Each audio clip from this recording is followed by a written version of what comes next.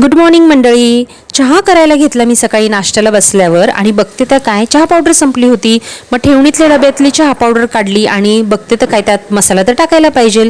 मग मी मस्तपैकी चहा मसाला बनवायला घेतला. त्याच्यासाठी 15 ते 20 हिरवे विलायची आणि 2 ते 3 दालचिनीचे छोटे तुकडे असे मी मस्तपैकी मिक्सरमध्ये बारीक केले पहिल्यांदा आणि नंतर परत थोडीशी चहा पावडर ॲड करून पुन्हा एकदम बारीक केले आणि आपली जी चहा पावडर होती ना त्याच्यामध्ये ॲड केलेले आहे, मिक्स केलेला आहे. मस्तपैकी झाला आपला चहा मसाला तयार.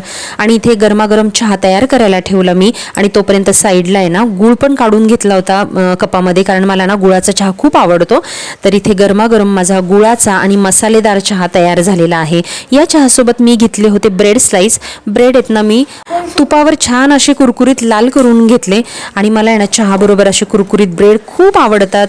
तर या मंडळी गरमागरम चहा आणि हे ब्रेड स्लाइस खायला आणि हा साधा सिंपल असा चहा मसाला तुम्हाला कसा वाटला नक्की कमेंट करा.